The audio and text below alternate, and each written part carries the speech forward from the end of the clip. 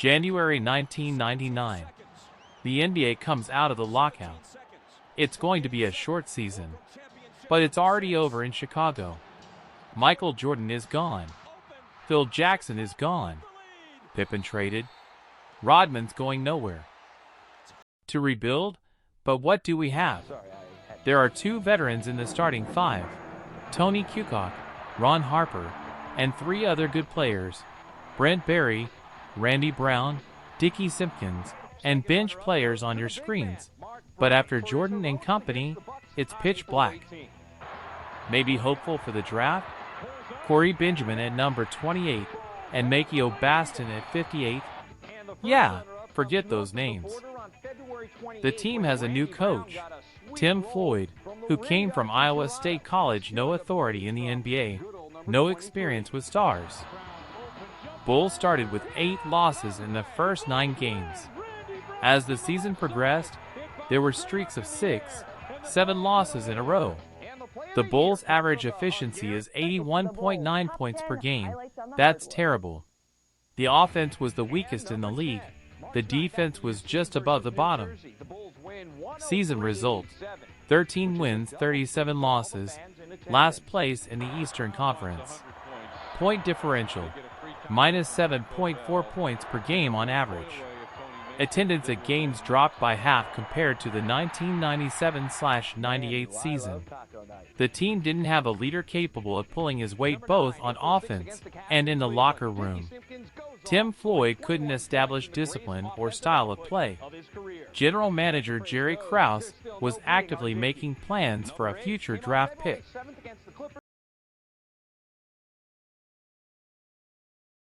It was originally the strongest draft lottery since 1984. Lots of big names: Steve Francis, Baron Davis, Elton Brand, Lamar Odom, Shawn Marion.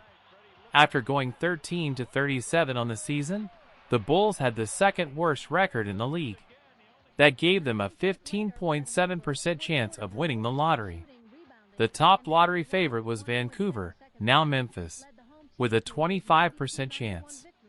And here's the good fortune: the Chicago Bulls won the lottery and received the first pick of the draft. This was a symbolic gift after a year of total collapse. The media started talking about saving the franchise. At the Bulls' office discussion were these candidates: Elton Brand, NCAA dominant player, 2-time player of the year. Steve Francis is an explosive defender. Baron Davis, flashy but less consistent. Lamar Odom, versatile but with risks. Draft: number 1 pick Elton Brand. On June 30th, 1999, the Bulls select Elton Brand at the draft in Washington, D.C. The decision was based on his maturity, willingness to play right now, and leadership qualities. GM Jerry Krause: he's a building block.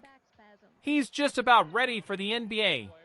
Reaction and expectations. Bulls fans greeted the pick with enthusiasm. Brand was considered the most reliable option. Comparisons were made to Larry Johnson, Tim Duncan, as a youngster. The media wrote, "Not Jordan, but finally someone you want to watch." Chicago also got the 16th pick and selected Ron Artest. So began the new generation of Bulls with the powerful Brand plus Artest pairing. Expected: another trip to the Bikini Bottom. It happened: 17 wins, 65 losses, last place in the East, and overall the worst team in the league, 86 points per game. The starting five: Brown, Hawkins, Artest, Elton Brand, and Dickie Simpkins. Tony Kukoc was soon traded to Philadelphia. Chicago will get a 2001 first-round pick. Elton Brand shared the Rookie of the Year award along with Steve Francis, and overall, he was just about the only bright spot in the Chicago Bulls' black hole. Ron Artest had a good rookie season.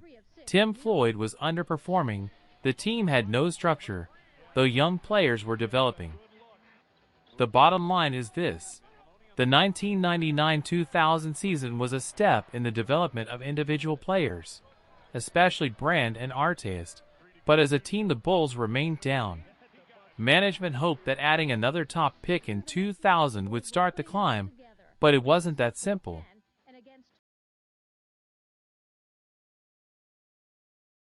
The Bulls finished the 1999-2000 season with a 17-65 record, the second worst in the league.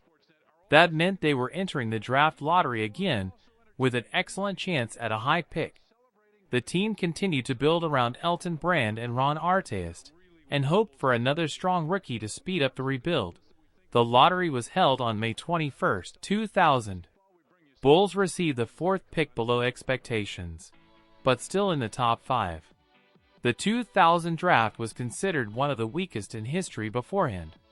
By June, analysts were already noting a lack of clear stars.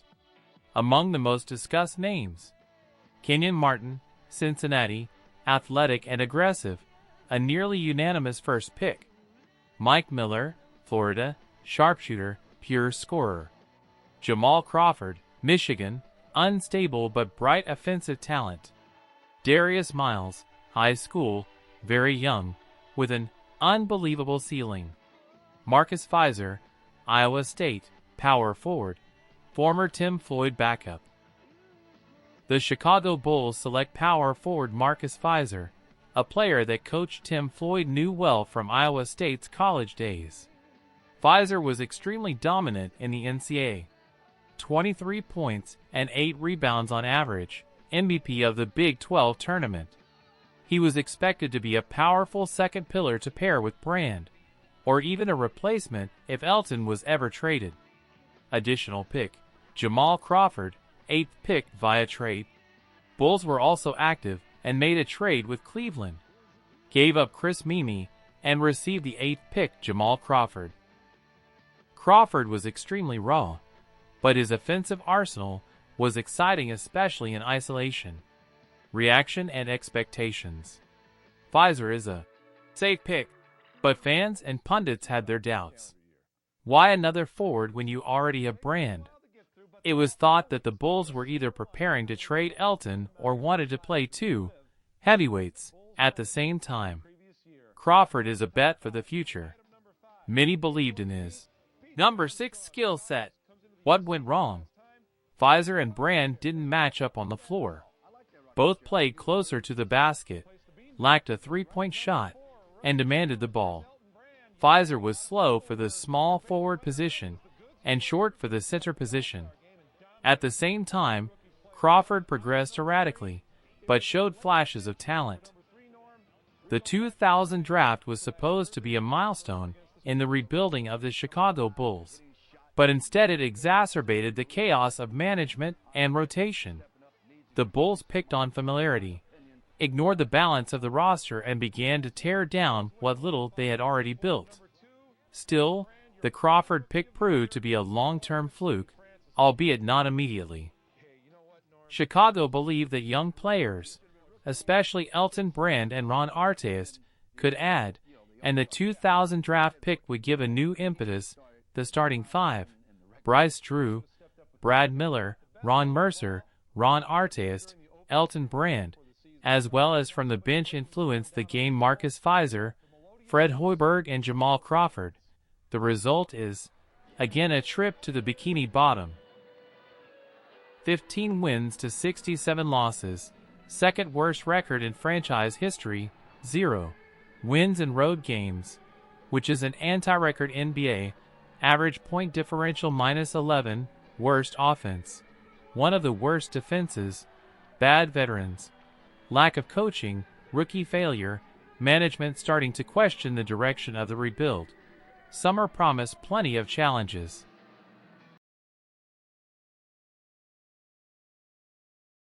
The summer of 2001 was one of the most controversial, pivotal, and crucial points in Chicago Bulls history after the Jordan era.